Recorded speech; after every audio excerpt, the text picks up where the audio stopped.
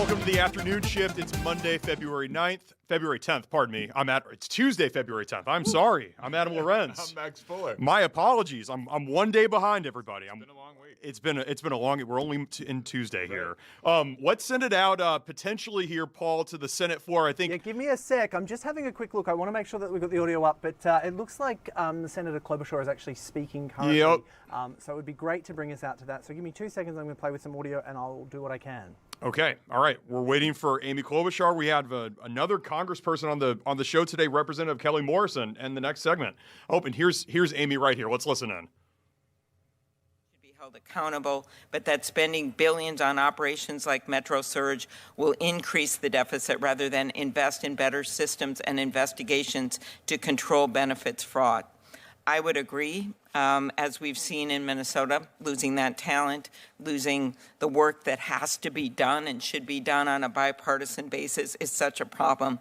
Can you describe where you think Congress's decision to spend $75 billion on ICE, making 3 times its budget, making it bigger than the FBI, has led to what's going on in Minnesota and ironically cut back on the fraud prosecutions? Yeah, so absolutely. We're actually pulling people and resources away from criminal law enforcement. ICE is recruiting people from the FBI. They've already diverted 2,600 individuals, but they're also hiring people away from police, local police, as well as federal law enforcement into the mass deportation effort, which is not targeted toward criminals. It's not targeted toward fraudsters. It's targeted towards the people who are living their lives peacefully in the United States and contributing to their communities. Thank you. We know the surge has had huge economic costs. Locally, the Minneapolis Economic Development Director estimates the city is losing $10 to $20 million every week. Estimates are it's costing about $18 million a week, the taxpayers of this country, for the ICE agents that are there, for all the hotels, for all the extra hours of local police, for all the jail time. And you explained what's really happening with the numbers, of which I support, going after the worst of the worst. I support going after the violent offenders. But this is all costing huge amounts of money for the people of Minnesota and the people across the nation. Can you discuss the administration's actions and how they are hurting our economy and costing taxpayers? Well, like I said in my prepared remarks, in Minnesota, the immigrant population has reduced the deficits at the federal, state, and local level by almost $140 billion over the last 30 years. Even if you look at the illegal immigrant population nationwide, it's about a $1.7 trillion reduction in deficits over the last 30 years. And it's because these people work, because they are increasing the economic activity, because they're providing goods and services to us as Americans that we have these positive economic effects. Thank you. Ms. Gambler, the data analysis from the firm Optum identified widespread vulnerabilities in the state's Medicaid program recently that allowed questionable billing to go undetected. Can you discuss what GAO recommends to states, and you can do it in writing later as well, to strengthen these programs? Clearly, so much work has to be done in the state of Minnesota on how these grants were allowed, and then, of course, how they were monitored afterward. And I wish that's what we were focusing on instead of indicting an entire population group, which includes police officers, firefighters, doctors, nurses. Please answer. Thanks. Sure, I'll answer briefly, Senator, and happy to provide more information afterward. But GAO has issued a fraud risk framework that lays out leading practices that agencies should take to help upfront prevent, detect, identify, and then address and mitigate fraud risks in federal programs. And so those leading practices are really helpful for agencies to adopt practices relating to conducting fraud risk assessments, making sure they have a strategy in place, and then making sure that they're targeting resources and their anti-fraud activities to the areas of greatest risk. And those types of leading practices really help an agency have in place a process for managing fraud risks at a strategic level. Senator Moody. Thank you, Mr. Chairman, for holding this hearing, and thank you for the witnesses for being here today. You know, I think one of the reasons this is so important is because we keep seeing fraud in the news every single day. And I want to thank people in the Trump administration that are working so hard to make sure we are accountable to taxpayers. And I know that many are examining what happened over the last administration, at least in terms of immigration and how taking in a conservative number is 11 million, but some say up to 20 million people in such a short amount of time. You have a live look in on the Senate floor right now. It is a Judiciary Committee meeting on fraud, and you saw some immigration questions in there as well. David Beer is an immigration expert, and it was really good timing with Senator Klobuchar asking him questions. Yeah, we caught it right when she was asking him questions. I believe we jumped in right when she was saying something about the Twin Cities losing something like $10 to $20 million every week since this ICE surge, I believe is the number that Amy Klobuchar just said. Yeah. Startling. Yeah, it is. It is. And Governor Walz also talked about the economic impact of Operation Metro Surge here in the Twin Cities. He spoke earlier today. We're going to replay back that speech that he gave at the market at Malcolm Yards in full during today's show. I guess just to run down everything else coming up today, Tim Blotz is going to join us to break down that Walz speech. And then an Olympics update. Minnesota got its first medals, 3 medals for Minnesotans today. Yeah, a lot of medal action for Minnesota. We've been talking about Minnesota's representing strong in the Olympics and curling and skiing. Yep. And I think the women's hockey team is playing right now. Yes. And last time I checked, they were kicking some butt. Yes, over Canada, who's the second favorite going into the tournament. So this is a precursor to potentially the final match here. And it's not just a precursor. I mean, a little spoiler. I'll talk about this a little bit more when we do talk about the Olympics. That is the only gold medal match that's ever happened in women's hockey. Wow. No other country has won world championship gold or Olympic gold aside from the U.S. or Canada. That's it. It's more than a precursor. This is dang near a spoiler of what the gold medal match is going to be. That's crazy that it's only those two. I mean, there's hockey in Sweden and Finland and Norway. Think about the men's field. It's just there's so much parity in all these different countries that you have to look out for. But in the women's field, it's a more tight race. It's literally the U.S. and Canada, and everybody else is way behind. Way behind them. Yeah. Well, we'll see if the American women are able to win today. We're going to talk to a person that can tell us what happens to people after the release from ICE detention facilities. Yesterday we talked about the Whipple Building, and we're going to talk to Kelly Morrison about the Whipple Building here shortly. But what happens when they get flown down to Texas from Whipple and then they get released out into the world again? Really? Yeah, for sure. Because it seems like kind of like the national media has kind of moved on, but obviously here in the Twin Cities we're still feeling the effects, and it's still happening. Like it's still happening. Even places like us are not reporting on it as much, but it's still happening. It's still prominent. I think a lot of people we only think about the beginning part of this process, but then what happened? Exactly what you just said. What happens to these people after they're detained?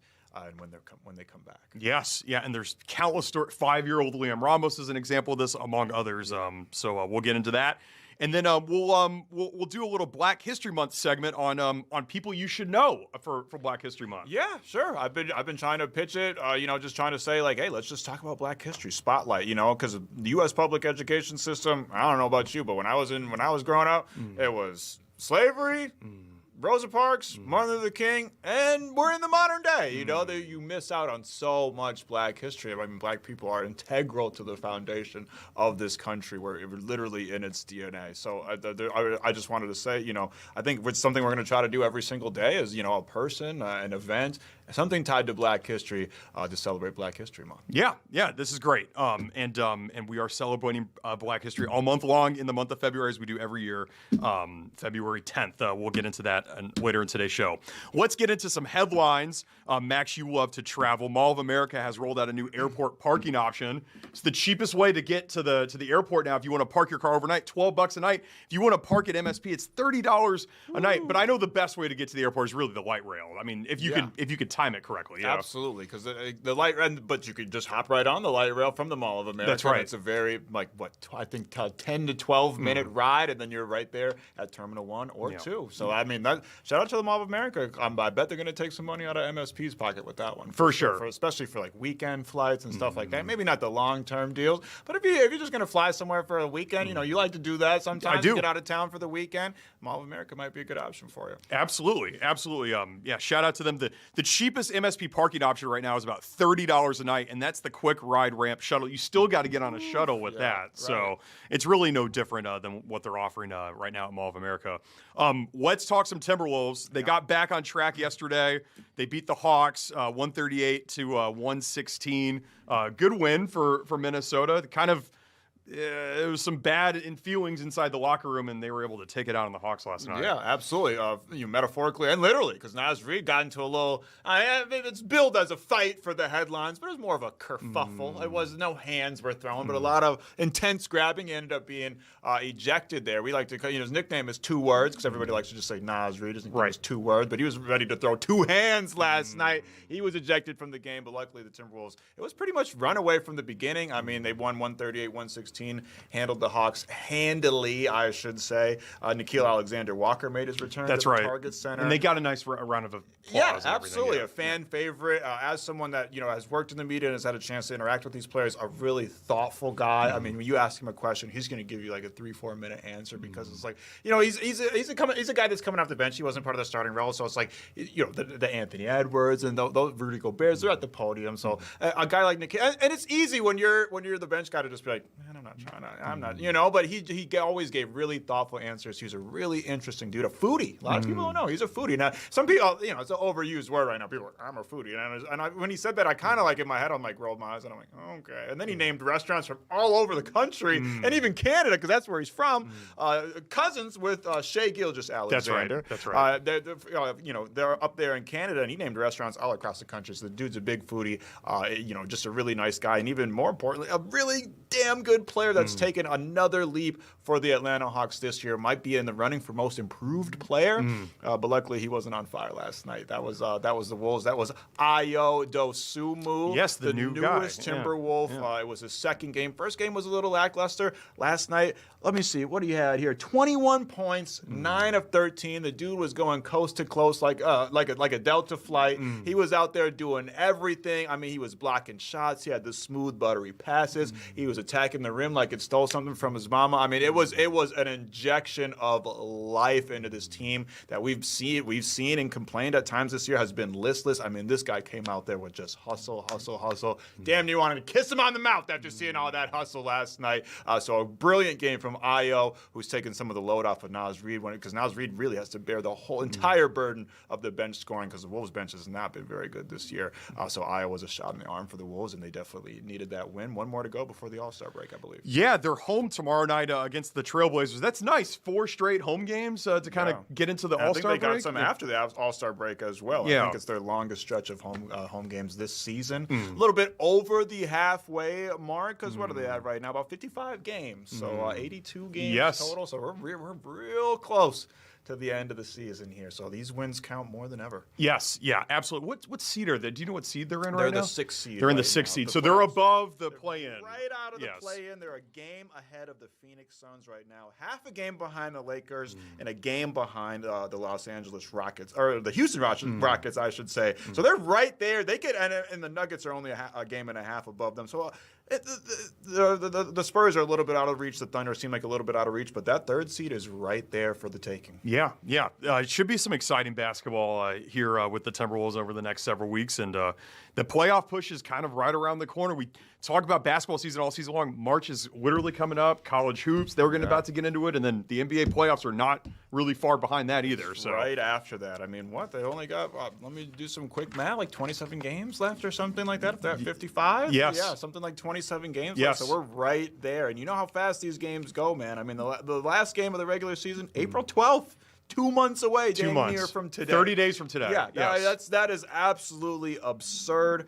It's gonna be a lot of fun down the stretch, and we know how the Western Conference gets. It's a real tight knit race. It's gonna come down to that April 12th game against the Pelicans to decide what seed they're gonna be in, because that's just how the Western Conference works, man. Yeah, 2 months. That's incredible for the rest of the season. So, all right, we are gonna go to commercial, and when we come back, Representative Kelly Morrison. She was given access to the Whipple Building last Friday. She spoke to us. I got to tell you, I've been watching I can't see another interview that she's done with a local news. This is kind of an exclusive that we had here with Representative Morrison. Yeah, and she's one of the a handful of people really to have been able to get inside of the Whipple Building. A lot of people have been having a lot of problems trying to get inside the Whipple Building, and she recounts what she saw, and it's pretty horrifying. More from Kelly Morrison coming up after this.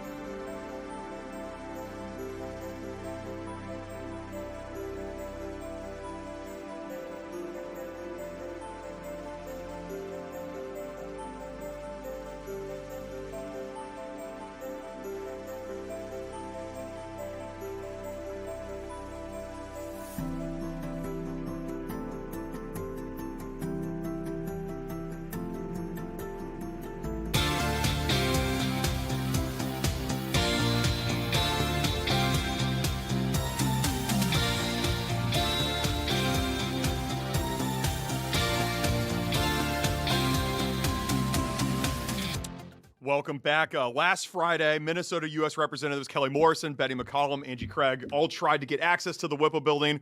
Only Kelly Morrison was allowed inside, and pardon me, and she spoke to us. She spoke to us earlier today. Yeah, let's hear directly from her. Here's our conversation with Representative Kelly Morrison from earlier today.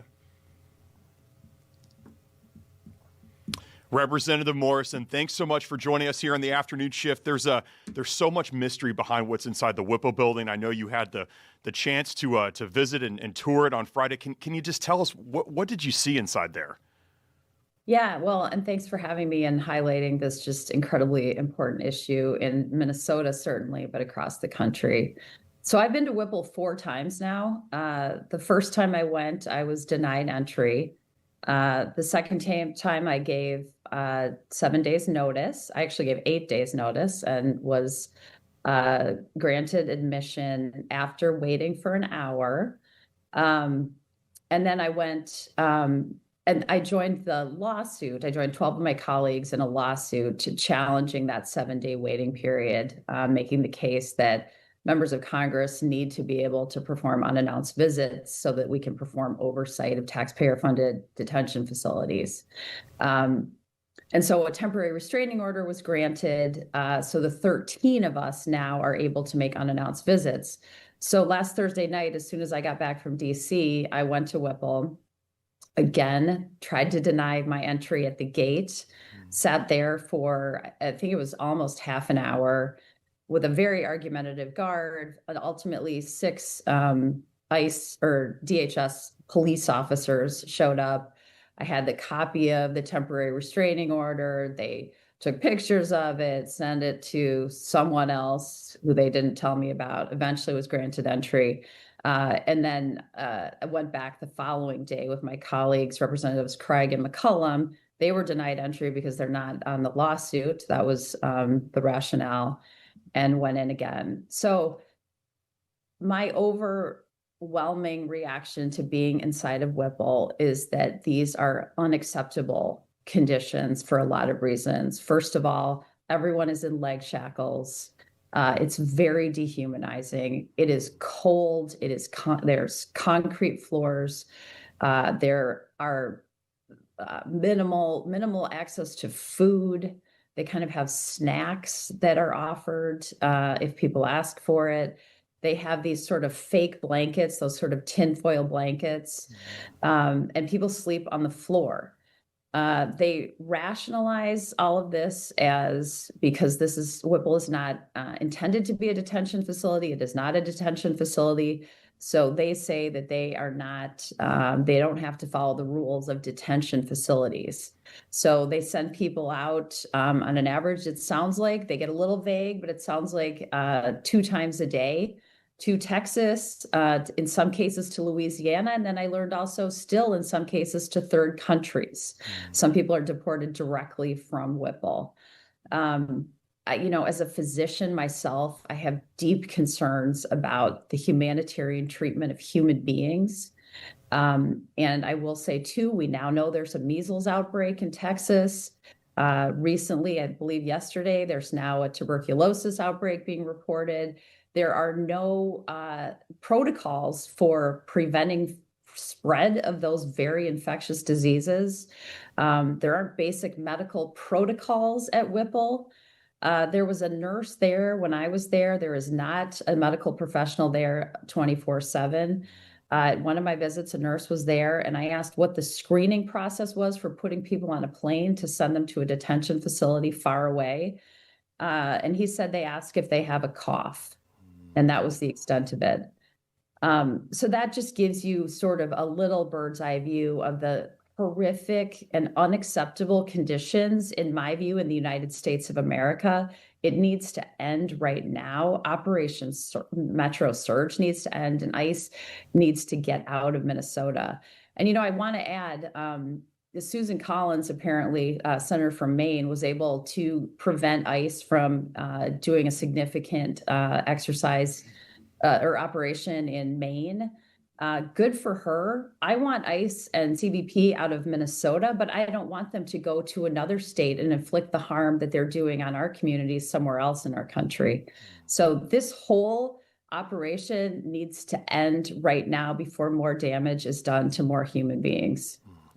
That's just absolutely sickening. I literally have a gut reaction to that, Representative. Thank you for sharing that, because that's important information to know, but just absolutely chilling, and it's just abysmal that people are going through that. I read an interview that you did after you had visited the facility, and you were able to speak with a couple of people in the facility. Just what did you hear from them, and what have you heard from other people that have been detained in the Whipple Building? Yeah, this whole thing is gutting. There's no doubt about it. So in my first visit that I was granted entry, I was allowed to speak to 2 of the detainees. The first one was a woman who had just been returned from Texas, incidentally.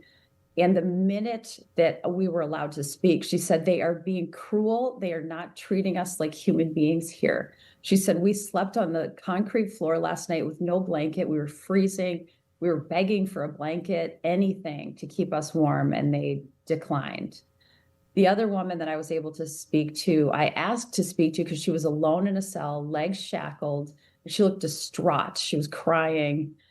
So I went in and we spoke Spanish, actually. She didn't speak English. It was not clear to me that the guards spoke Spanish or were able to communicate with her. And she told me that she and her husband had been taken that morning. They were with their 7-year-old daughter. The daughter was left behind with a friend. And she was, of course, distraught because she had been unable to speak with her daughter to make sure that she knew she was okay and taken care of, and that she understood where her parents were. She asked me to ask the guards if she was being taken to Texas that morning or what was going to happen to her. They either wouldn't or couldn't respond. It was horrifying too. And these are the only two that I've been able to speak to, and both of them described just unacceptable conditions.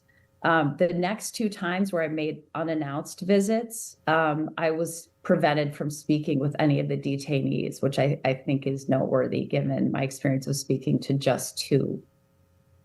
Yeah. Representative Morrison, what's next in this case? I know this partial government shutdown, the funding for DHS expires on Friday. What are you hearing inside Congress from your colleagues over there? And what is next? You say you want ICE out of Minnesota. When do you think is a tangible date where that actually may happen? There are negotiations going on right now, and I was heartened to see that Democratic leadership in both the House and the Senate have issued a series of 10 demands that they say need to be met before any Democrats, or at least the majority of Democrats, will be able to support a bill. I'm glad to see those. I would take it further because of my experience of being inside of Whipple now several times, and of being a Minnesotan and seeing and hearing about and experiencing what is happening in the streets of the metro area and across our state, frankly. I would like to see absolutely specific conditions for what detention conditions should look like. We need to have basic humanitarian care, medical care. We need to be meeting just the most basic standards for detention of human beings. We need to make sure that due process is being followed according to our Constitution. So there are some just really basic requirements for me, in addition to ending Operation Metro Surge. And I just want to remind people that the Republicans control the majorities in the House and the Senate, and they control the White House. They have made these decisions, they have made these policy decisions, and they can reverse them. So it's going to be incumbent upon certainly my colleagues in Minnesota. We have 4 members of Congress who represent Minnesota from the Republican Party. And I would call on them, and I have been calling on them, to start to speak up and protect our state from the humanitarian damage that's being done, and also the economic damage that's being done. The small businesses community is being decimated. Our schools, our children are being harmed. I met with my superintendents in my district just about a week and a half ago, and the stories that they described were horrifying, of children being tackled in school parking lots, ICE agents accosting 13-year-old children, asking where their parents were born, demanding to see papers. This is a dystopian nightmare in our state right now, and it's got to end. Representative Morrison, we really appreciate your time. Thanks so much. Thank you so much for having me. Take care. Thanks. All right.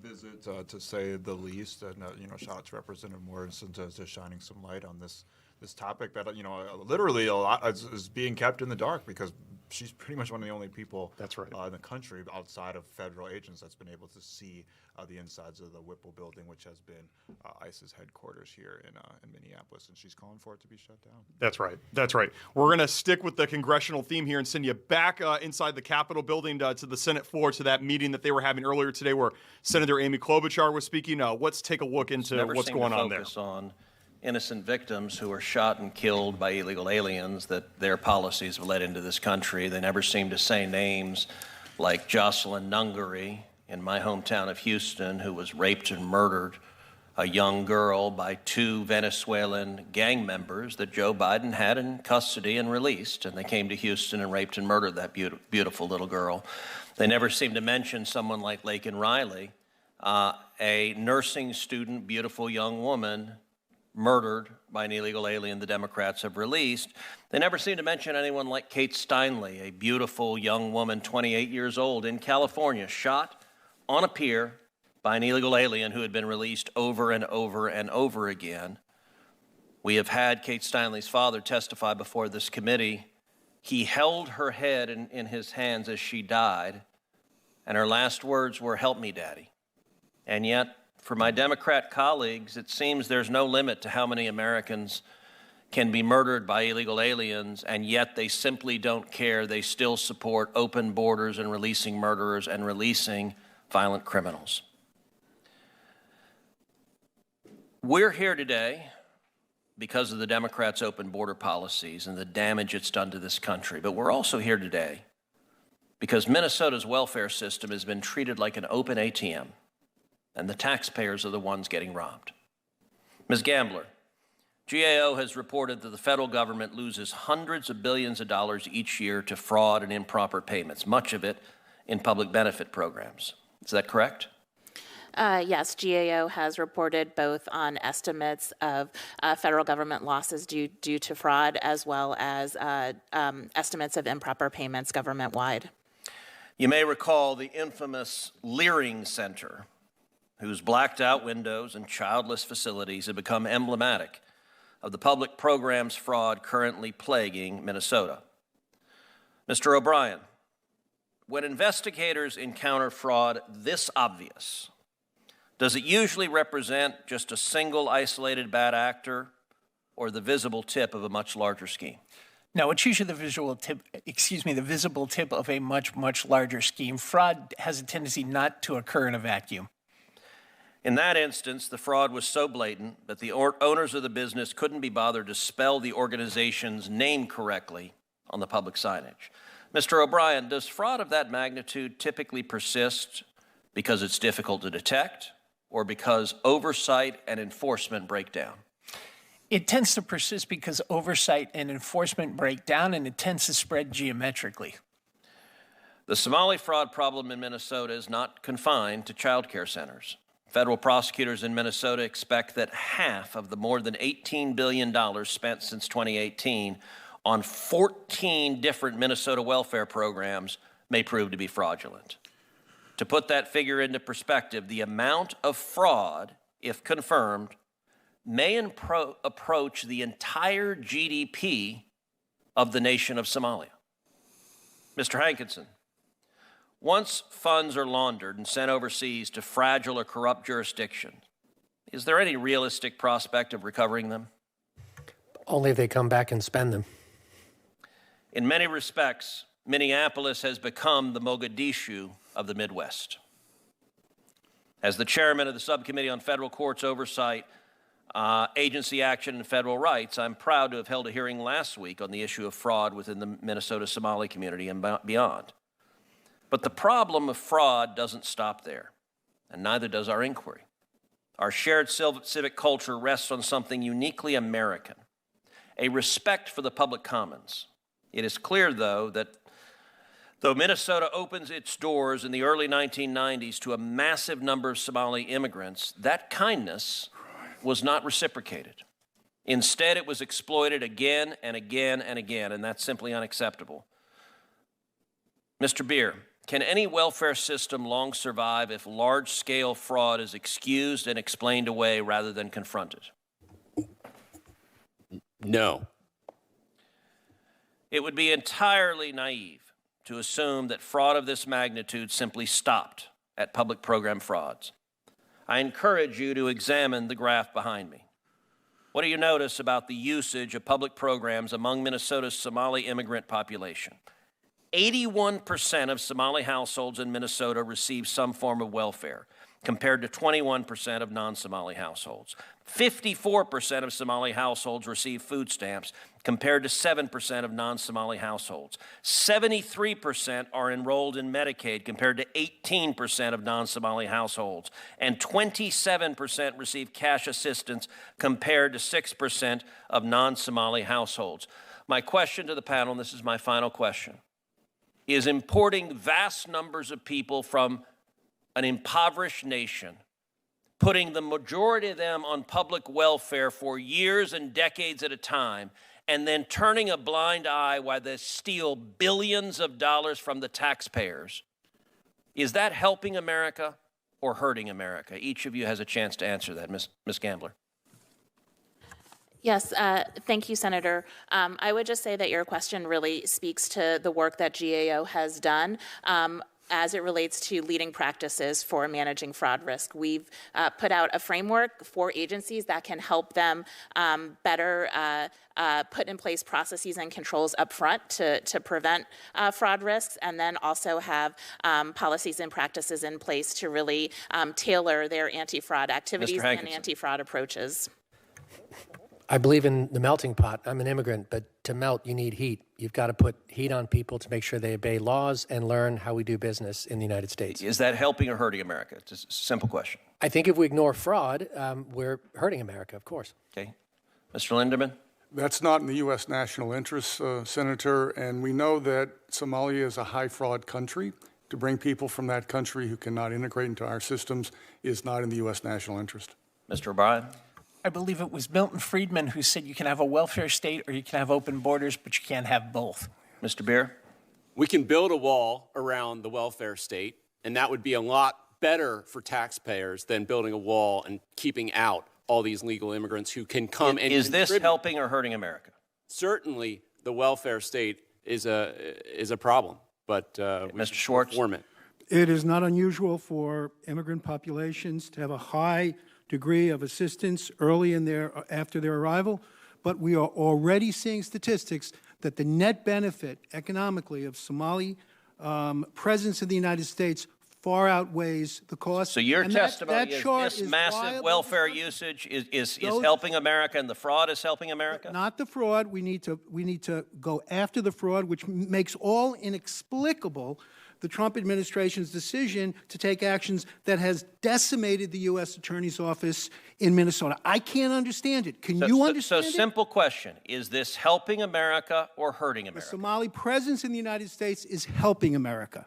That graph for the Minnesota taxpayers who had $9 billion stolen from them, sir, the Minnesota taxpayers who had $9 billion stolen from them, it has not helped them, and the American taxpayers who are supporting a dependent population who are here for one reason, and that is to vote Democrat and give money to elect Democrats. And if it robs the American taxpayers and endangers our security for our Democrat colleagues, that is a perfectly acceptable trade-off. Speaking loudly does not make it true. Your time has expired. It just doesn't. Your time has expired, Mr. Schwartz.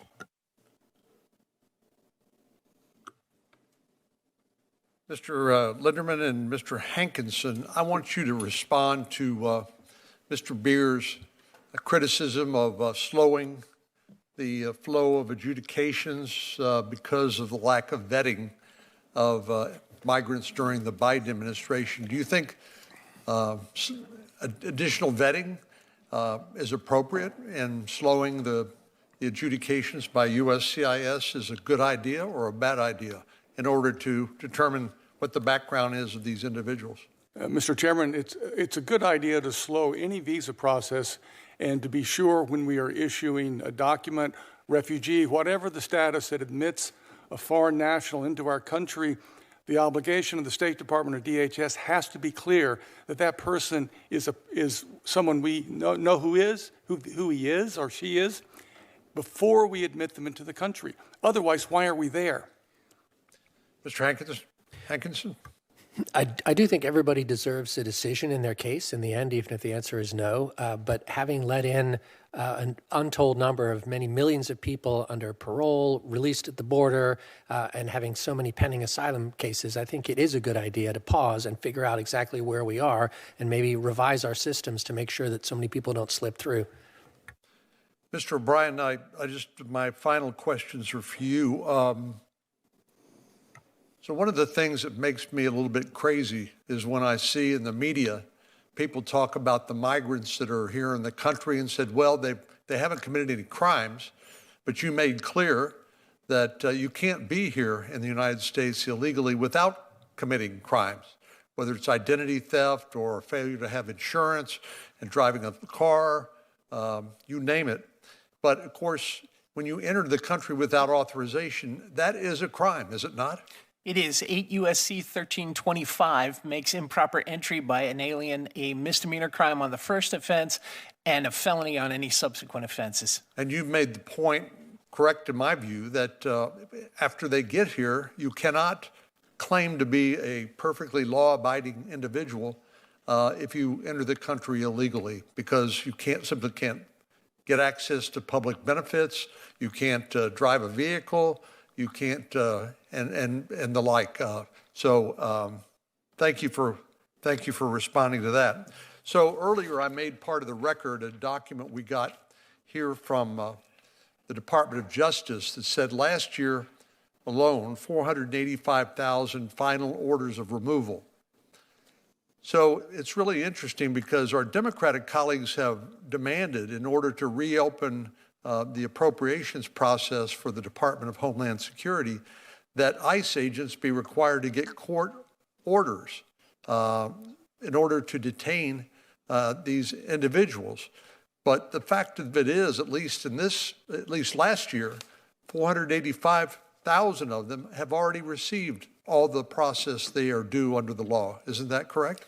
Yeah, that is correct. Those individuals have received a final order of removal from an immigration judge. And that whole argument about the warrants is a red herring, because federal district court judges do not have the authority to issue a civil warrant for the arrest of a person who has undergone the removal process. Well, and that's an important point. This is a civil process, not a criminal process, correct? That is correct. And so the idea of having to go back to court and get another order on top of the order of removal that's been defied by the immigrant makes no sense. Well, it makes no sense whatsoever. And if you stop and think about it, we spend an inordinate amount of money on the immigration court, and then to claim that an immigration judge has the authority to remove somebody from the United States, but on the strength of that order, ICE can't remove them from their apartment, is just absolutely absurd. And finally, Senator Britt touched on this with you. In Texas, we don't have the problems they're having in Minnesota. Getting local law enforcement to cooperate with ICE.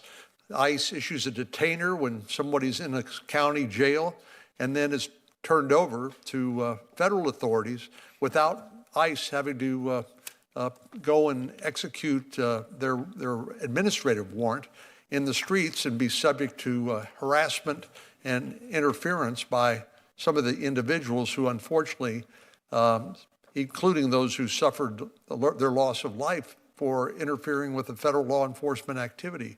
So if we didn't have sanctuary jurisdictions like Minneapolis and Minnesota, the state of Minnesota, would that help?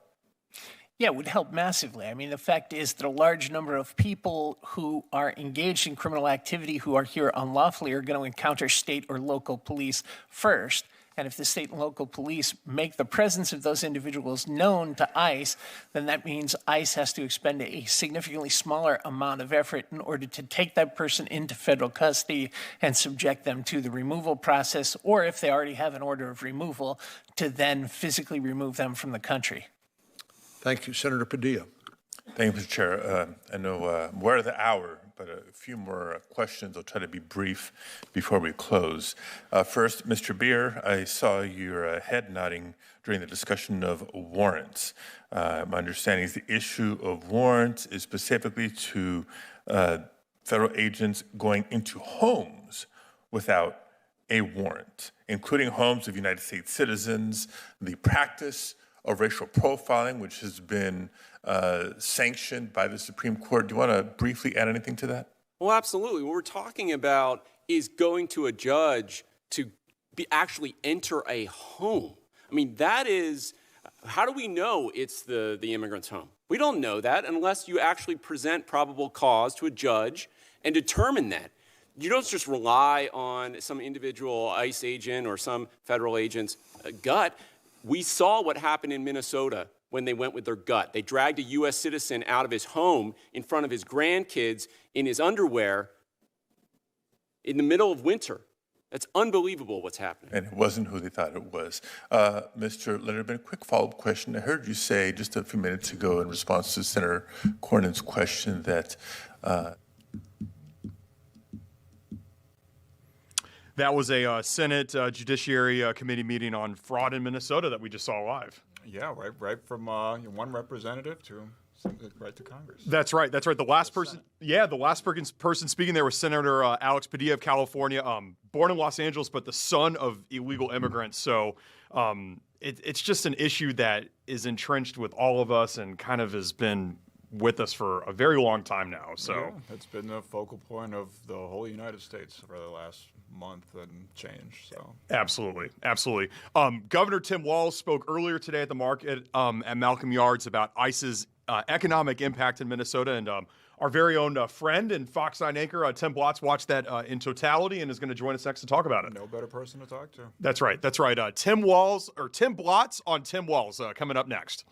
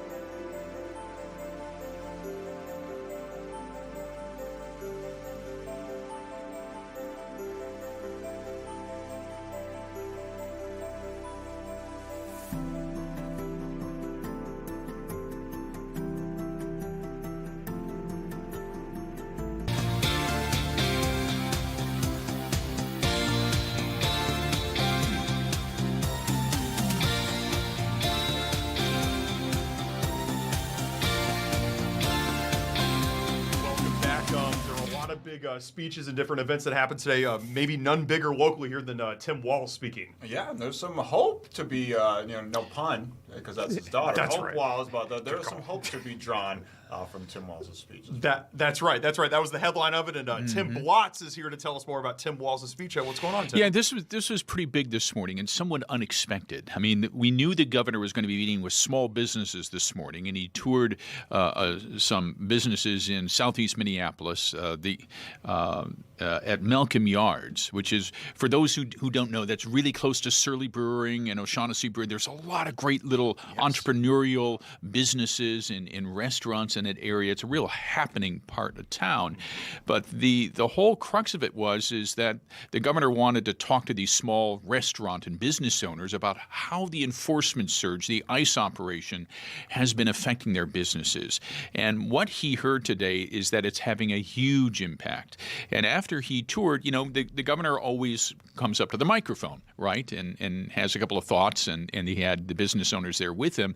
And the first thing he said is, I've been meeting regularly with Tom Homan. I talked to him yesterday, and I called the White House this morning and talked to White House Chief of Staff Susie Mills, and I think we're going to expect a big announcement by the end of the week that we're going to draw down the number of agents. In fact, let me read you the exact quote here. I spoke with Tom Homan yesterday, and I spoke with Susie Willis, the president's chief of staff, this morning, and they're very much. And we're all very much in a trust and verify mode, but it's my expectation that we will hear more from them. And I think in the next day or so that we'll be talking days, not weeks and months of this occupation. So he's expecting it clearly to draw down. He's expecting and hoping that Tom Homan will make the announcement by the end of the week. And there's some background to this too. And the governor speculating here, and he often talks about not wanting to get ahead of his skis. And I think even he hopes he's not getting ahead of his skis here. But he said that typically these agents are here on 30-day rotations, and they're coming up on the end of a 30-day rotation. And it's his speculation that the governor's, that instead of extending a 30-day rotation or bringing in more agents for another 30 days, that the ones here that are about to wrap up will just simply leave. And of course, we're waiting for some kind of announcement from the White House, and especially Mr. Homan, perhaps to come down here in a couple of days. Yeah. No, not like you said, the kind of the reason for this press conference was the economic impact on small businesses in Minnesota. What did Governor Walz have to say about that? Did he give like specific statistics? 'Cause I know we're kind of all hearing different ballpark numbers about what's going on, but did he cite some specific? Well, Patty Walz from Malcolm Yard, she's the owner there, and she warned that restaurants are about to close. And she said that most restaurants she's talked with, they've been losing income of 50 to 80%. Right? And some of them are already closed, and she's worried that if this continues, more will permanently close. And there was also Saeed Wadi. He's the owner of the World Kitchen. And he pleaded with Governor Walz to say, look, we're in need of cash. We are running out of cash. And the moment we run out of cash is when we have to close. If you're a small business operator, and especially if you're paying your taxes quarterly, I used to do this when I had my own self-proprietorship in New Mexico before I moved here, and I paid quarterly. So you got to pay all these taxes that are coming up. Well, one of the big ones that's coming up in Minnesota is the state sales tax. And he was asking the governor, in fact, he turned around to the governor and he said, Governor, the one thing you can really help us with right now is if you could postpone our state sales tax payment. Just temporarily postpone it so that we can pay our rent, so we can pay our utilities, so that we can pay our employees. And the governor acknowledged, and he said, you know what, we're going to listen to all ideas, and we're going to take them very seriously. You know, the governor didn't make any promises here, but it was one solution that this small business owner, Saeed Wadi, was saying, please, could you at least help us with this? Give us a little bit of an extension time to pay off our state sales taxes. Yeah. I know the big headline from this was that quote that you said, days, not weeks and months of ICE's presence. They're waiting for this big announcement to come at the end of the week. Do you think when that big announcement comes, it's going to be ICE is leaving, and that means every agent is out? Or do you think it's just going to be another, because last week we heard 700 fewer. Do you think it'll be another drastic reduction? Who knows? Yeah. We don't know what the White House is going to do. We don't know what Border Czar Tom Homan is going to propose doing. But I think once there is an announcement of a major drawdown. Look, there's always going to be some ICE agents in Border Patrol here, right? We've been hearing that the regular staffing levels is around 170, 150, 170 in that ballpark range. So you've always got a permanent presence here in the cities. But this will be a significant drawdown if they can get rid of all of the extras that have been brought in. And I think that will be a signal, rather, a symbolic gesture that maybe people can feel free to go out again. Maybe workers can feel free to go back to work. And maybe contractors can feel that their vendors can come back in town. One of the things we were hearing from the deed commissioner today is that they've been hearing even supply chain issues, that truckers were afraid to come into Minnesota, not necessarily that they have immigration issues, but because the color of their skin looked more like you, Max, and not so much like me. Yeah. And so they're worried about being racially profiled if they come into this state. So that's a big issue. Yeah. At least it has been.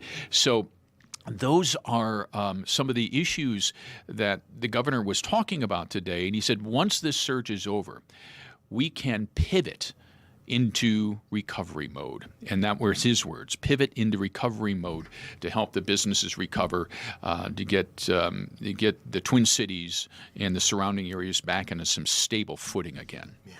Did Governor Walz, I know you said in response to the owner of the World Street Kitchen's plea, kind of just said, well, we'll listen to all solutions, but did he offer any up throughout his speech? Did he offer any specifics? Yeah, he didn't, but he did make a point of saying, Max, that we're open to all ideas. Please. And tell us what you need, and I have to believe that the sincerity of Saeed Wadi's plea here today about the sales tax extension for a short time. I have to believe that fell on very open ears, and that they're willing to listen, and at least we hope. We none of us want to see our favorite establishments struggle at this time, and so they're encouraging people.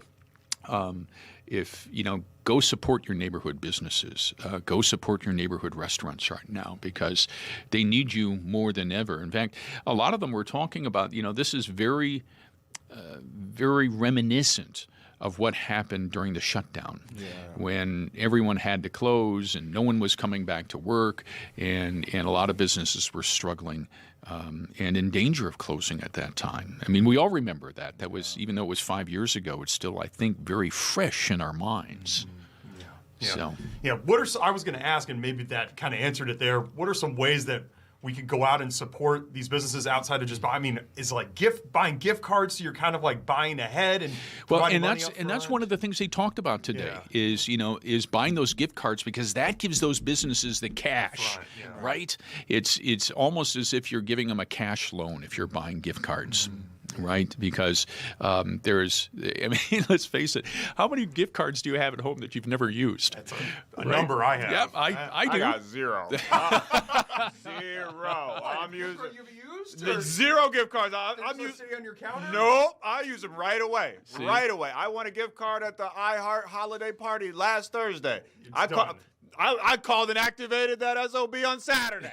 And I was like, I'm ready to support my local businesses. It was one of those Visa gift cards. Those are the best ones. Yeah. Actually, I had $0 on it. I got to work that out. They gave me a bunk gift card. But I don't got none. But I get your point, Tim. I get your point. Yeah. And but that's one way they talked about here today that you could actually help. Go buy a gift card from your local restaurant, because that gives them some cash, whether it's $50, $100, and that helps them pay some bills during this time. So I'm assuming we don't know. We don't have any news on when exactly Tom Holman's No, we don't. And the ball's kind of in his court right now. And, again, I often talk about the governor often says, he uses this phrase a lot. Well, I hope I'm not getting ahead of my skis here. He uses that a lot. And there's a portion of me that deep down inside worries that did he get ahead of his skis here before the White House was prepared to make an announcement now as punishment to the governor and the state? They hold off another week or two to make this announcement. Just asking a question because I've never skied before. What happens when you do get ahead of your skis? When you you're fall. You fall. That's what you happens? fall. Okay. Yep. All right. Yeah. So unlike some of these Olympians that are out there but going uphill. Or some of them. There was a guy that he basically had already won. I saw this morning he had already won. He tried to just lackadaisically kind of go down and just try to be chill about it. Woo! Like full-on face plant. Did the splits like Looney Tunes style. So it happens to the best of us. But you know what? But if that was me, you'd be finding pieces of Timothy all up and down that slope. For sure. I never would have recovered. I just turned into the abominable froman because I just live up there. I just live up in the Alps, in the Italian Alps forever. That's why we love you, Max. And can I say something here? I love the Barbie shirt. Thank you. That is so awesome. I got it to originally to make my kiddo laugh. I would hammer a plank to my head if it made her laugh. I would do anything to make that little girl smile. Well, you made me laugh. I love that because it's so you. It's so you. Fits the vibe. Is there something on the back, or is it just Barbie? It's just Barbie. Just Barbie. Very simple. Very straightforward. And the fact that you're here in a T-shirt. Yeah. You must have some internal fire. The fro. That's it. I mean, seriously, I've got a jacket on. I've got insulated on because it's so dang cold in our studios. Outfits. You can see it if you zoom in. I got the pit stains right here, so I'm hot. I need less clothing on. Minnesotans, they think this is warm. It's still 40 degrees. It's still cold outside. It's not warm outside. It's warmer. It's warm. It's a lot warmer. It feels great. It feels like a day at the beach out there. And while you guys have been in here, the sun is finally starting to come out a little bit. So life is, our world is getting back on its axis here a little bit. Hopefully, literally the sun is coming out right now. Hopefully, metaphorically, the sun can come out for all of Minnesota. I know. You always bring the sunshine when you come in the studio. No, well, invite me back. I'd love to come back. Open invitation. Always. Yeah. No, this is always fun to be here with you guys. But again, I can't underscore the importance of the governor's announcement here today. It was kind of like the headline that everyone's been holding on for. And you just know that he's been waiting to make this himself. And now we just have to wait to see if the White House is going to follow through with this announcement. Yeah, fingers crossed. Yeah. Should be a big announcement later this week. We appreciate it. We hope. Speaking of skiing, we're talking about Olympic roundup coming up next. Yeah, some Minnesotans took home some medals today. We'll give you all the latest as we can, because some activities are going on right now as we speak. We'll give you all the latest right after this commercial break.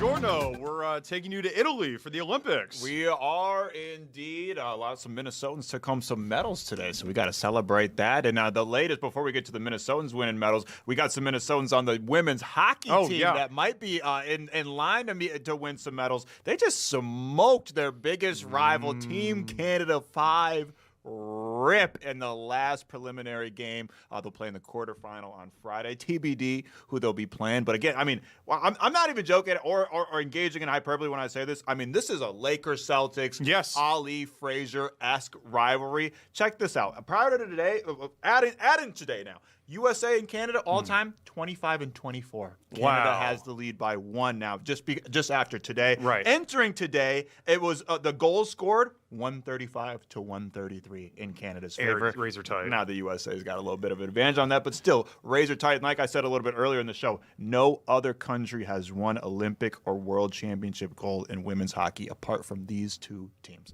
And then the United States blew them out of the water 5-0. That's got to feel dang good. And I'm assuming those two teams will face off again in the gold medal game. And those ladies are going to be skating in with nothing but confidence if they see the Canadians on the other side. That's right. I think the men open up Thursday, against Latvia maybe on Thursday. I think something like that. Yeah. They're coming. The men are coming. The men are right around the corner as well. A little bit more parity, I feel like, in the men's field. But when it comes to the women, it's all USA and it's all Canada. Yes. So the USA women taking care of business.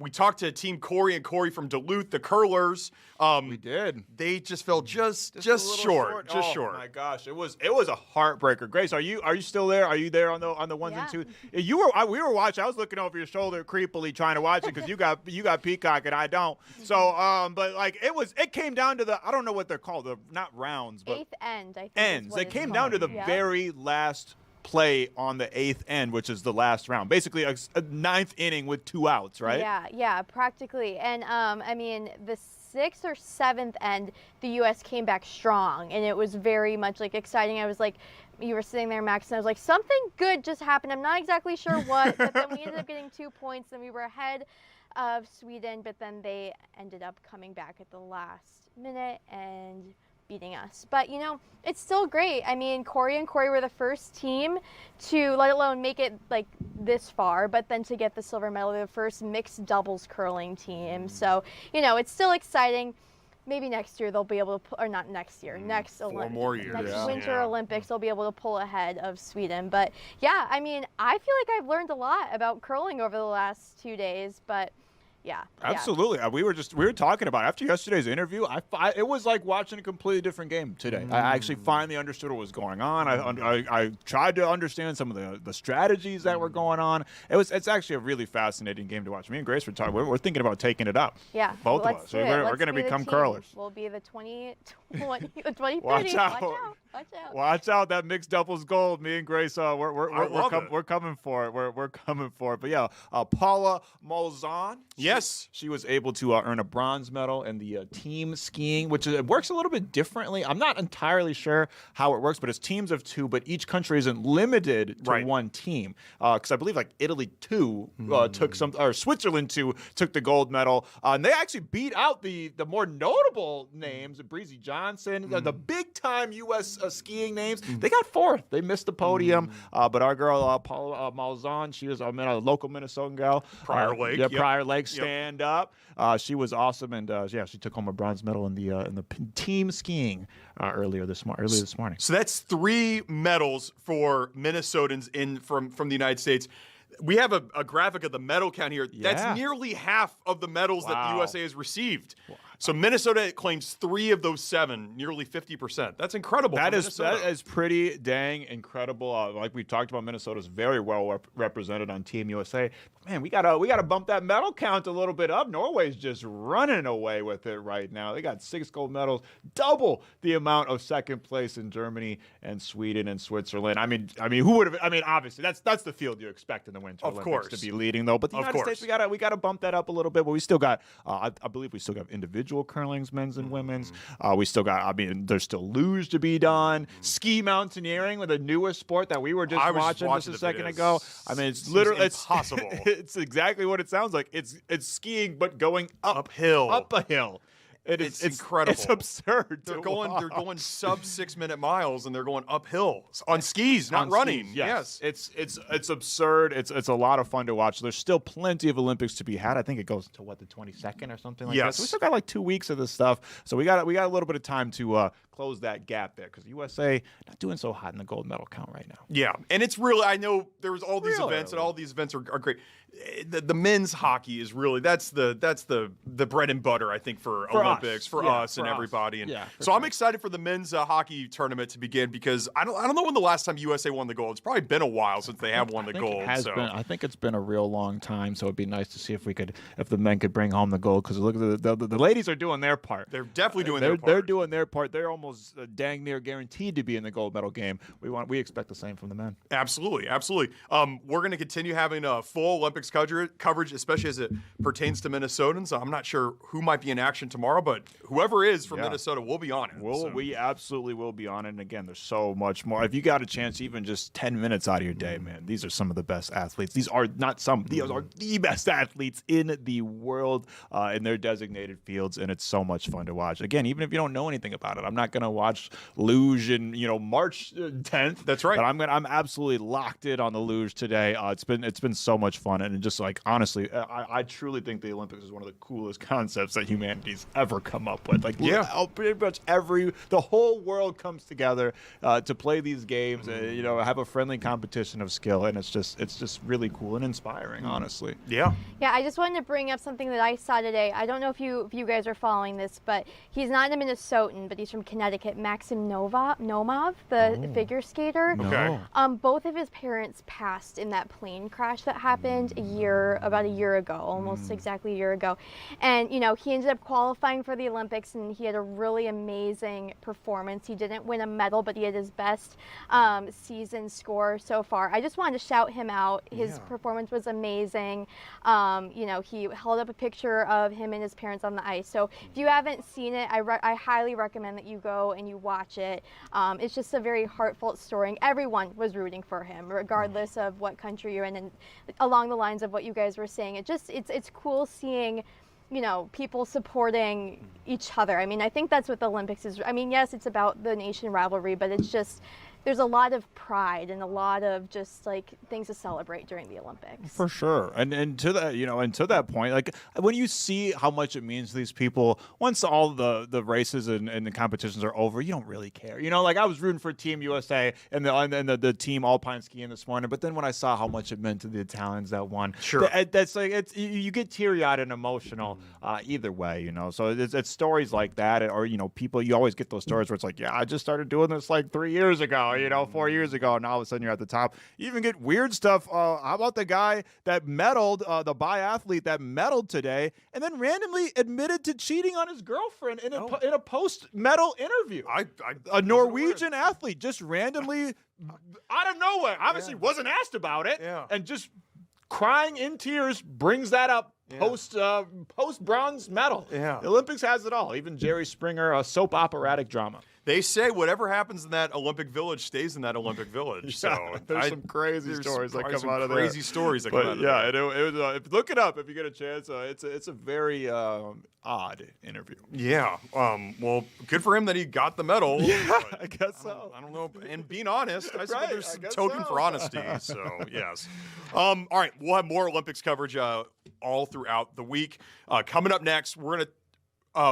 Grace, won't you come into the conversation and yes, go ahead. Yeah, sorry, our next guest is running a little bit late. Oh, okay. So I think we're going to switch the two segments that we were planning on. So let's go ahead and do our Black History Month segment coming up. Sweet. Yeah, absolutely. Sounds good. We'll throw to commercial, and when we come back, we'll have some Black History in the month of February for you.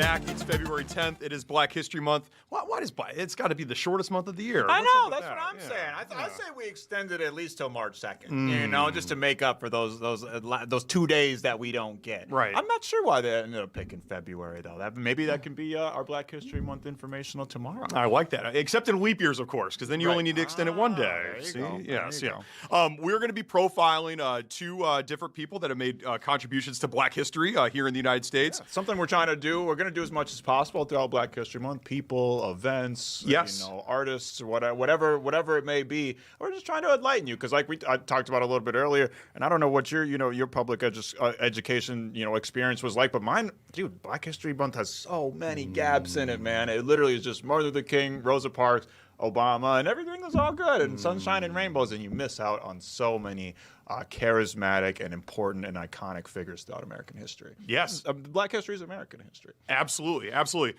I'm going to kick it off. I'm going to stay right here in Minnesota. I'm fascinated by the gubernatorial race that we got coming up here this fall. I want to speak about Lisa Dameth. The first Black Speaker of the House in Minnesota history. Interesting. She won the GOP caucus last week. So now look, if she wins the Republican nomination, Lisa Dameth will be the first Black candidate of either major party ticket in Minnesota history, Democratic and Republican. She would be the first Black candidate ever in Minnesota history. Now, there's also never been a woman governor either in Minnesota. And so if she takes the Republican nomination and Amy Klobuchar, who we heard from earlier today, who's running for governor, takes the Democratic nomination, we're guaranteed at minimum to have the first female governor of Minnesota, which I think is fantastic. Lisa Dameth, she would be just, forget about winning the governor race. She'd be the first Black nominee of either party, of either major party ticket in Minnesota history. And it got me thinking about how many Black governors has the United States ever had? You would think, we've had a Black president. There's been 6. Ever. Of all 50 states. Wow. And there's only one right now. One. There's one. Wes Moore in Maryland. He's the only one that's out there right now. Wow. Deval Patrick, you all might remember him. He left off Massachusetts. He left office last year. I thought this was fascinating. There were 2 Black governors in the 19th century, both Republicans, which, as we now know, the Republican Party of yesteryear now has more shift to Democratic values of this year. There were 2 Black Republican governors in the 19th century. But it wasn't until Douglas Wilder of Virginia in 1990 that we would have one in the 21st century. That's a 118-year hiatus between Black governors from the 18th century, or from the 19th century to the 21st, or to the 20th century. Wow. So incredible gap that we've had there. Yeah. And I would have lost the bet if you'd have asked me how many Black governors we've ever had in United States history. I would have taken the over on 5.5 or on 6.5. Yeah. It's the under. Only 6, and only one right now. That's 2% of the nation is or 2% of states are represented by a Black governor. Lisa, born in Painesville, Minnesota, largely white city, population 2388. She's biracial. Her father is Black. Her mother is white. And she's talked about how she doesn't view herself as the first Black Speaker of the House in Minnesota history. She views herself as just the first Speaker of the House because she just views herself as a Speaker of the House because she believes that she is qualified to hold that role, and being Black is a big part of her identity. But she doesn't like to necessarily say that she's a trailblazer of sorts. And so I just think that Lisa Dameth, and this is not an endorsement, by the way. This is just these are just facts here. I just think it's a fascinating story, especially here in the state of Minnesota, where there hasn't been a whole lot of Black political leaders from either party in general. And so I think her story is fascinating, and I think it would be fascinating if she wins the Republican nomination, and of course if Amy Klobuchar wins the Democratic nomination.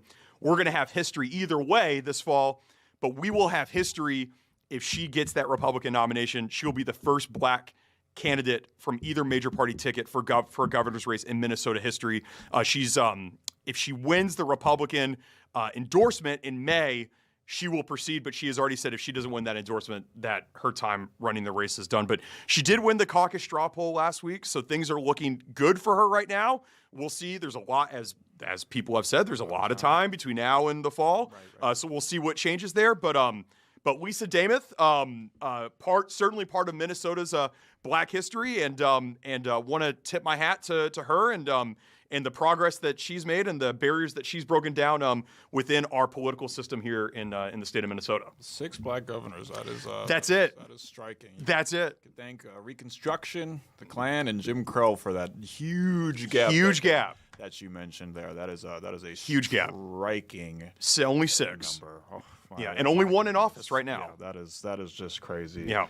Wow. That's an incredible stat right there. That's something that's going to stick with me for the rest of the day, sir. Yeah. Thank you for that, man. I appreciate that. Yeah.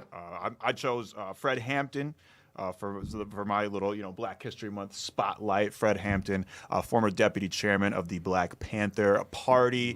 His work did not stop there. He helped found the Rainbow Coalition, which was actually a multicultural political organization that included the Black Panthers, the Young Lords, which was a Puerto Rican political group, the Young Patriots, which is a white Southerners, a group of white Southerners that was politically organized, which is kind of like, you think about that in today's time. Could you imagine, those kind of white Southerners joining up a coalition with the Black Panther Party? And then you think about back then, back in the 70s. Yes. That is just absolutely, I mean, it's mind-boggling, but that's who Fred Hampton was. He was a unifier through and through. Again, and part of this Rainbow Coalition, it even had an alliance amongst major Chicago street gangs. He was able to get rival street gangs to kind of get to a ceasefire point of view, join this multicultural alliance, because he's telling everybody, in the streets of Chicago, hey, we're way stronger together than we are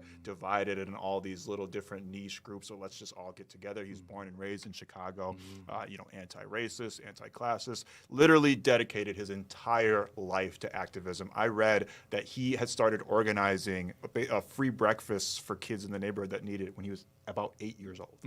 8 years old, which, a lot of people, again, talking about kind of the gaps in the American education system. I know that, luckily I was able to, be a little bit autodidactic when I was young and be able to learn about the Black Panthers outside of the school curriculum. So I knew better. But when you learn about them through the school curriculum, they make them sound like really scary guys. They make these militant guys that were carrying these guns. But that's not really who the Black Panthers were. And obviously that's an image of them that has been, repurposed all across Forrest decades. Gump. Yeah, exactly. Yes. But they, here are just a few things that the Black Panther Party is credited with popularizing. Free lunches in schools. They basically invented that.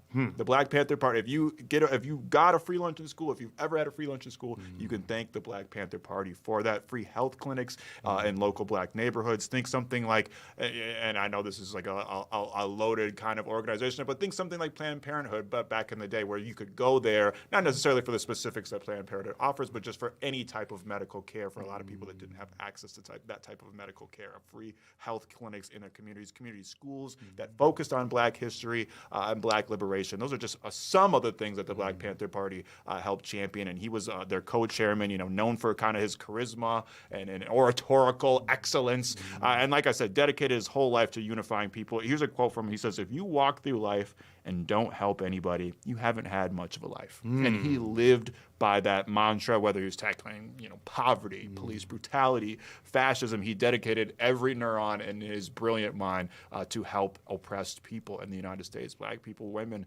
Asian people, brown people, just literally everyone, and not just in the United States, across all of the diaspora.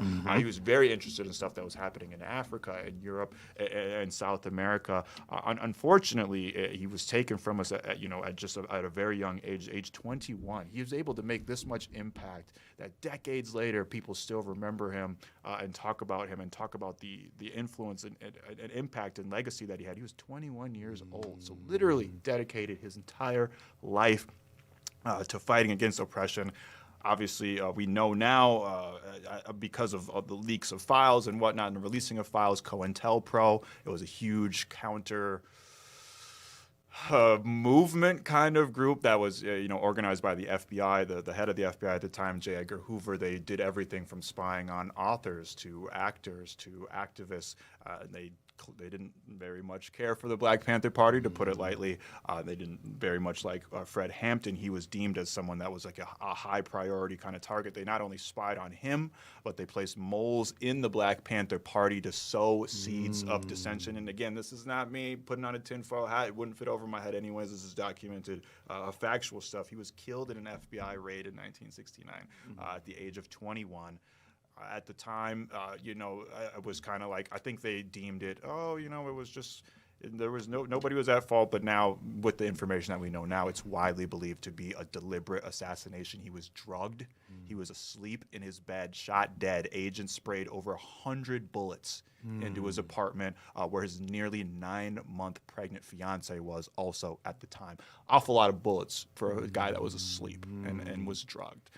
So he had a tremendous impact on the world, and then to close it out, to quote himself, Fred Hampton, "You can kill the revolutionary, but you can never kill the revolution." That is probably his most popular quote. And if you want to learn more about him, there's an excellent, I would imagine, slightly dramatized version of his life, the movie Judas and the Black Messiah. It was an excellent movie. It should have had a theatrical release. It was one of those movies that came out in that weird COVID period where it kind of just went straight to HBO Max. I know it got some award. I think Daniel Kaluuya won an Oscar for it. It stars Daniel Kaluuya. You probably know him from Get Out. He's the main character from Get Out. He's in Black Panther. And Lakeith Stanfield as well. It is literally, obviously, I feel closely to the subject matter, and I grew up, learning about Fred Hampton and whatnot. But it is literally one of the best films that I've ever seen in my entire life. I could not recommend it more.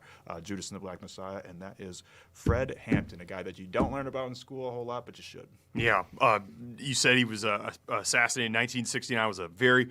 That was a chaotic year in the United States with a lot of stuff going on, and this is certainly one of those things. And I read that the city of Chicago, and I don't know if it actually ended up passing or not, but recently they tried to create a Fred Hampton Day in the city of Chicago. So he's a huge figure in Chicago history and American history as well. Yeah, absolutely. I enjoyed doing this. We continue it tomorrow and the rest of the month, and learn about different people. Like you said, you hear about Harriet Tubman, Martin Luther King, Malcolm X, and then it's kind of Barack Obama for children now, and then it's kind of like that's it. Jackie Robinson maybe is thrown in there, and some other people here and there. Thurgood Marshall, but like you don't hear about a lot of the other people that don't quite make that cut. So for sure, and there's a lot. I mean, literally, again, just like Black people are integral and intricately woven into all American history. American history is Black history. Black history is American history. So it's important to learn about this stuff. And unfortunately, it feels like this stuff is kind of being devalued even more than it already kind of was when we were coming up. So it's important to relay these messages to people, and I appreciate the audience for sticking with us and letting us do this. Yeah, absolutely. We will have more to come from the afternoon shift after this. Grace, won't you jump in here? Our next guest, are they here? She's not on the line quite yet, but she says she'll be on around like 4:30. So I think we'll end up getting to her on time. And yeah, she's gonna be talking about this organization that's helping Minnesota immigrants and refugees, many of which have been sent to Texas and are being released. So the International Institute of Minnesota, the executive director, she'll be joining us in just a couple minutes. Great. Awesome. We're excited to talk to Jane Grotman all about detention centers and whatnot. That'll be coming up next. Yeah, stick with us. More afternoon shift in just a sec.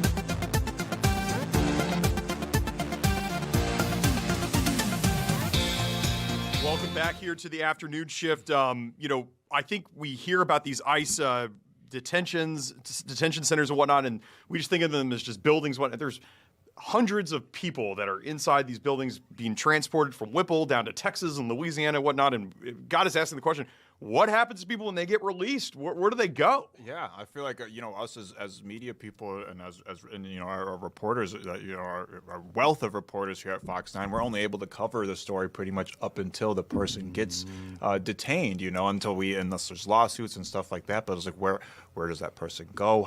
What is the process of getting them back to Minnesota? These are things that we all have questions about, but it doesn't tend to be necessarily covered. And we talked about it a little bit earlier. It seems like the national media has kind of moved on. There's other stories right now.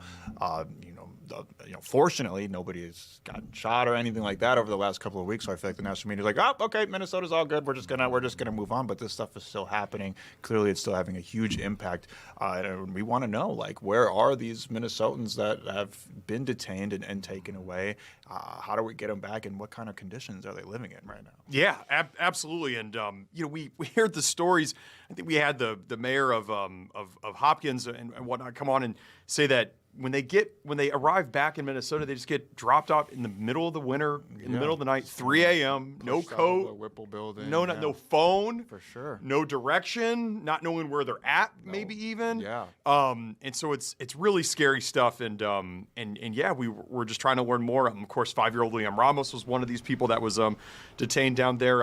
Yes, Grace, we see you here. Yeah, she still isn't on, our guest. I just wanted to let you know. But what I think we're going to do is we're going to air part of what Tim Walz says. We weren't able to air that previously because of the Senate hearing. So we'll listen to that a little bit, and then we'll she is on, so just give me 1 second. There we go. And serendipitous timing. We're going to be bringing in Jane Grotman. She's the executive director of the International Institute of Minnesota, and she's gonna be able to tell us all about this and more, I believe. Yeah, and I'm very curious to hear what is this process like, and how do we assist these people that are going through it? Yeah, without further ado, let's bring in Jane. Oh, we're going to wait here just a second.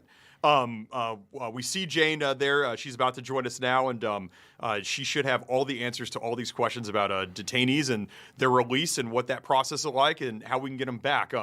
Do we have Jane now? Yes, we do. Jane, how are you? Hi, I'm great. Thank you. Thanks for joining us. Jane, one question we kind of we started the segment off with is, what happens to these detainees that get flown down to Texas after they get released? What's next for them? What happens?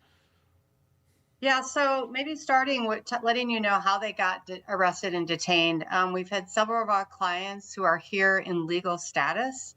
They're here as refugees. They wake up in the morning, they're getting ready to go to work, and their house is surrounded by ICE agents who are armed and have their guns drawn. And these are people that have no criminal record. So they get arrested and detained and then are quickly flown to Texas. And then after being there for an undefined amount of time and also complete lack of transparency about why they're there, how long they're going to be there, what the process is, they are eventually released because they're here in legal status. They're have committed no crimes. They shouldn't have been detained in the first place. And then they are released in the middle of a state in Texas where they've never been. And I would also add that they are not giving people back their documents once they release them. So people have no proof of ID. So it's very hard for them to figure out how they're supposed to get back to Minnesota. That's just a damn shame, Jane. And I'm assuming Yes. you had an opportunity to talk to a lot of these people that have been detained. Can you just tell us, like, relay some of the stories of what the treatment was like in these detention centers and when they were released? Yes, I mean, the detention centers, the conditions there are very inhumane. We had one young man, 19 years old, and he again was here in legal status, had never committed a crime, very soft-spoken, gentle person. And he had been detained for quite a number of days. He asked very politely if he could have his documents back. And instead of getting his documents, he had 4 men enter his cell and beat him. And, he was in a lot of pain. He was bleeding. His shirt was all bloody. And there was no medical services given to him, no medical treatment. We've also had a story of a woman who we tell our clients to prepare that if they have medication, they keep their medication on them. Of course, their documents on them as well. We had a woman who was arrested. She had her medication. They took the medication from her and wouldn't give it back to her until she was having a seizure and foaming at the mouth. And then it was too late, so they had to take her to the hospital, and she was there for a long time because she had a very serious illness. So, we talked, there's food that is given to people that's moldy, to young kids as well. So the conditions are very harsh. And again, they're for people that are there in legal status. They've done nothing wrong. They have no criminal record. It's just a mystery as to why they're there in the first place. Yeah, Jane, you bring up a lot of these people that are here legally and have no criminal records. These are refugees. Aren't refugees some of the most vetted immigrants into the United States in the first place? Absolutely. They are the most vetted immigrants coming to the country. And I just also, they've had 2 different sets of biometric screenings, health screenings, at least 4 federal agencies that touch them before they arrive here. And all of that process is done overseas, often in a refugee camp, before they even arrive to Minnesota. And so these folks that are being arrested now have only been in the country for a year or 2. And so they have been very vetted, and why they need to now be detained and arrested is really unimaginable. Jane, I mean, this is the $1 million question, right? And but we're all thinking it. How the hell is this allowed? How is this legal? How has this been able to take place for so long without anybody stopping it or stepping in? Yeah, absolutely. Because it is not legal. It is not legal. You cannot just arrest someone for no cause and provide them no due process, and then just release them and oops, okay. And no recourse and no amendments for the pain that you and the injustice that you've caused for people. So it is a mystery why. I mean, if their goal is to scare people, it is scary for people. And but they're in legal status. I think one thing we've learned from detainees is that they are trying to get people to self-deport. And so they are using, they're misleading people to try to get them to sign deportation documents, and which is also not legal. So, fortunately, the clients that we're following have not done that. But, you're in a very stressful situation. You don't know what's going on. You don't know why you're there. It's very scary for people. And I just want to remind people that the refugee program is a humanitarian program for people that have had to prove that they are the most vulnerable of the vulnerable. That is part of how you get refugee status. And so the folks that are coming here with refugee status have been through a lot of very trying things. And so it's a great thing as an American to have people come and to feel safe in your country. And for people to feel like they have a place that they can move their life forward. And now that is no longer true. And I've been doing this work for almost 40 years. So that's been true for that time. And now it no longer is true for people.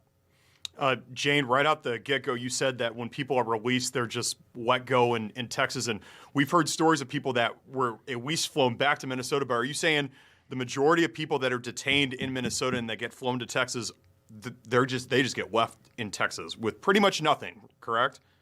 Yes, and the majority of the clients that we have seen that have been detained are in Minnesota, and all of them have been flown, with the exception of one, have been flown to Texas. And so, yes, they're released into, again, a state they've never been. They don't know where they are. They have to find a stranger on the street to figure out how they're going to get home, and to try to, if they're lucky, they have a cell phone that still has charge, so they can call someone. So we've had amazing stories, of an employer who drove all the way down to Texas to get his employee because that's who this person called. Amazing. And then, family members that are driving down to Texas to get people back. And then we're doing everything we can to communicate with people to help people fly back so they don't have to then be on a bus for 24 hours coming back to Minnesota. It's just appalling, Jane. But luckily, it's horrifying. It's terrifying for the people that we work with. It really is, and it's just horrifying that this can be happening in our country. It's so horrifying, and it's just the fact that this has become the new normal, and I say that with air quotes because it's obviously it's very far from normal. But the fact that this has been happening on a regular basis it's just absolutely appalling. But luckily, we got good people like you at the International Institute that are there to help. What are you guys doing to help these people? So thank you for that. We're doing everything we can. So we're getting people back here, helping them get flights when they don't have documents, or getting someone to pick them up. And then once they get back here, we're providing legal service for them, and then also paying their rent, just because people have maybe lost their jobs or they haven't been able to work for the time that they're in detainment, and so they have rent that's due. We're delivering them food because also, once people get released, they're still scared to leave their homes, as most immigrants and refugees are right now in our state. And I want to say again, even if you're here legally and you have no criminal record, people are not leaving their homes because they have a risk of getting arrested, even though they've done nothing wrong. So, and then just, visiting them at their homes to make sure they're doing okay. If there's mental health support that they need, getting them that. So just really anything we can do. We've had support from the community to do that work, for which we're incredibly grateful to live in this community that's supporting people. But we're just trying to help people kind of get back to their lives as best we can in this climate. Yeah, Jane, and I don't know if there's other detention centers down in Texas outside of Dilley, but just from looking at a map of Dilley is an hour outside of San Antonio. I mean, it's kind of like you said, It's middle of nowhere, really, and people are just kind of in a foreign state where people have never been to before, maybe without a phone or whatever. That that would certainly be scary to me. Yes, absolutely, absolutely. No. All right, thank you, Jane. We appreciate it. The Executive Director of the International Institute of Minnesota. Thank you so much. Really appreciate it. Thanks. Those are tremendous insights right from her. Yeah, just harrowing stories from her, from Rep. Morrison earlier. It's just like Jane said, the fact that this is going on in our country. You hear stuff like this, and if you heard that out of context, you'd think, oh, that's somewhere else. That's not. No, that's right down in Texas, and it's people being taken right here from Minnesota. Like she said, people that are legal citizens, lawful citizens that have never done anything wrong, ending up in the most harrowing situation they've probably ever experienced in their life. So it's appalling. Yeah, and going from the heroin situation in Texas, being flown from a heroin situation at the Whipple Building that we have just a few miles from where we're speaking to you right now. Like you said, we had the chance to speak to Representative Kelly Morrison, who got a firsthand account of that building. I think we're going to replay back that conversation after this break. Yeah, stick with us right here on the afternoon shift. We'll be replaying that conversation with Representative Morrison in just a sec.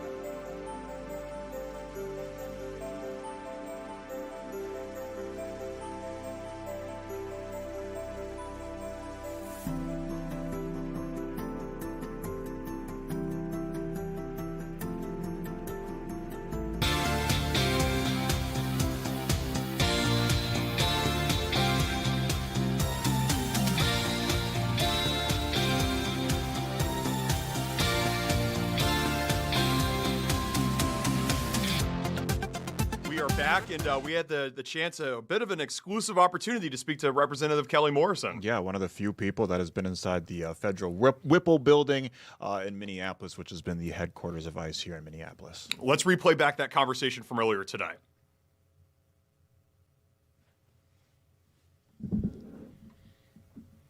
Representative Morrison, thanks so much for joining us here on the afternoon shift. There's so much mystery behind what's inside the Whipple Building. I know you had the chance to visit and tour it on Friday. Can you just tell us what did you see inside there? Yeah, well, and thanks for having me and highlighting this just incredibly important issue in Minnesota, certainly, but across the country. So I've been to Whipple 4 times now. The first time I went, I was denied entry.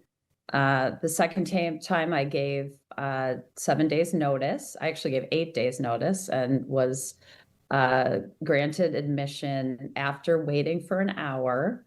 And then I went and I joined the lawsuit. I joined 12 of my colleagues in a lawsuit challenging that 7-day waiting period, making the case that members of Congress need to be able to perform unannounced visits so that we can perform oversight of taxpayer-funded detention facilities.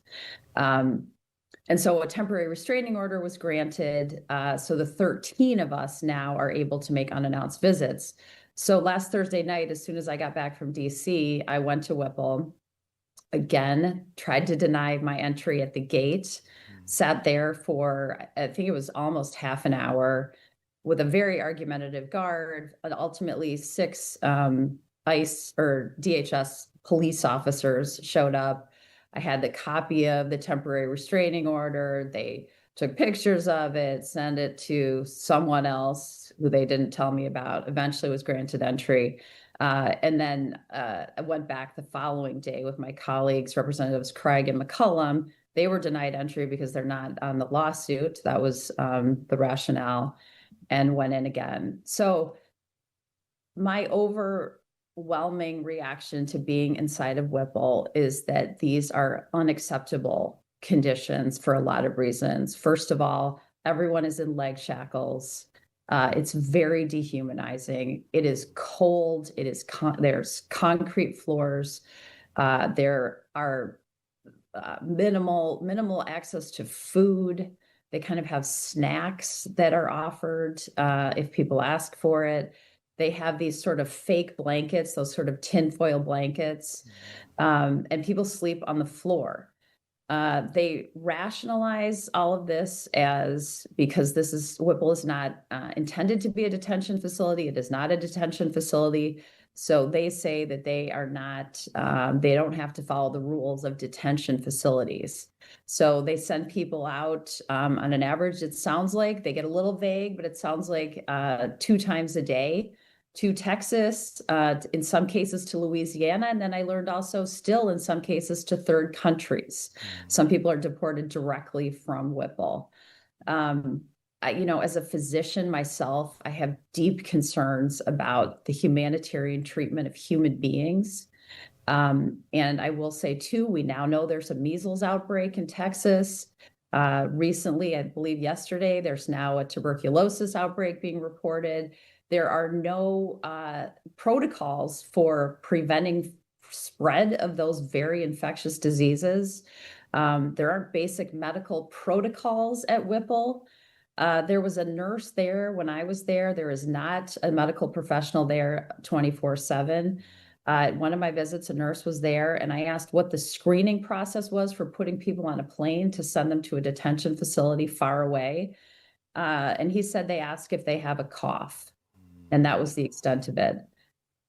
So that just gives you sort of a little bird's eye view of the horrific and unacceptable conditions, in my view, in the United States of America. It needs to end right now. Operation Metro Surge needs to end, and ICE needs to get out of Minnesota. And, I want to add, Susan Collins, apparently, senator from Maine, was able to prevent ICE from doing a significant exercise or operation in Maine. Good for her. I want ICE and CBP out of Minnesota, but I don't want them to go to another state and inflict the harm that they're doing on our communities somewhere else in our country. So this whole operation needs to end right now before more damage is done to more human beings. That's just absolutely sickening. I literally have a gut reaction to that, Representative. Thank you for sharing that, because that's important information to know, but just absolutely chilling, and it's just abysmal that people are going through that. I read an interview that you did after you had visited the facility, and you were able to speak with a couple of people in the facility. Just what did you hear from them, and what have you heard from other people that have been detained in the Whipple Building?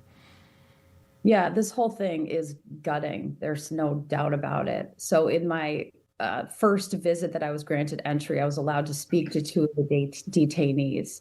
The first one was a woman who had just been returned from Texas, incidentally. And the minute that we were allowed to speak, she said, "They are being cruel. They are not treating us like human beings here." She said, "We slept on the concrete floor last night with no blanket. We were freezing. We were begging for a blanket, anything to keep us warm, and they declined." The other woman that I was able to speak to, I asked to speak to because she was alone in a cell, legs shackled. She looked distraught. She was crying. So I went in and we spoke Spanish, actually. She didn't speak English. It was not clear to me that the guards spoke Spanish or were able to communicate with her. And she told me that she and her husband had been taken that morning. They were with their 7-year-old daughter. The daughter was left behind with a friend. And she was, of course, distraught because she had been unable to speak with her daughter to make sure that she knew she was okay and taken care of and that she understood where her parents were. She asked me to ask the guards if she was being taken to Texas that morning or what was going to happen to her. They either wouldn't or couldn't respond. It was horrifying and these are the only two that I've been able to speak to, and both of them described just unacceptable conditions. The next two times where I made unannounced visits, I was prevented from speaking with any of the detainees, which I think is noteworthy given my experience of speaking to just two. Yeah. Representative Morrison, what's next in this case? I know this partial government shutdown, the funding for DHS expires on Friday. What are you hearing inside Congress from your colleagues over there? And what is next? You say you want ICE out of Minnesota. When do you think is a tangible date where that actually may happen? There are negotiations going on right now, and I was heartened to see that Democratic leadership in both the House and the Senate have issued a series of 10 demands that they say need to be met before any Democrats, or at least the majority of Democrats, will be able to support a bill. I'm glad to see those. I would take it further because of my experience of being inside of Whipple now several times and of being a Minnesotan and seeing and hearing about and experiencing what is happening in the streets of the metro area and across our state, frankly. I would like to see absolutely specific conditions for what detention conditions should look like. We need to have basic humanitarian care, medical care. We need to be meeting just the most basic standards for detention of human beings. We need to make sure that due process is being followed according to our Constitution. So there are some just really basic requirements for me, in addition to ending Operation Metro Surge. And I just want to remind people that the Republicans control the majorities in the House and the Senate, and they control the White House. They have made these decisions, they have made these policy decisions, and they can reverse them. So it's going to be incumbent upon certainly my colleagues in Minnesota. We have 4 members of Congress who represent Minnesota from the Republican Party. And I would call on them, and I have been calling on them, to start to speak up and protect our state from the humanitarian damage that's being done and also the economic damage that's being done, the small business. That was Representative Kelly Morrison earlier today talking about her experience inside the Whipple Building last Friday. Yeah, some really important stories being told from people that are seeing it firsthand and hearing it from people firsthand. Yeah, and I think a point that you brought up earlier today, I think the national narrative and the national media has kind of moved on to other stories, but here it is still pressing for a lot of people, and it's still an ongoing thing that's part of everybody's daily life. Yeah, but hopefully, fingers crossed. If Governor Walz's words are to be believed, he said days, not weeks, not months, days. He's expecting a significant ice drawdown. Yeah, and hopefully we'll have some news to report to you by the end of the week about that significant drawdown.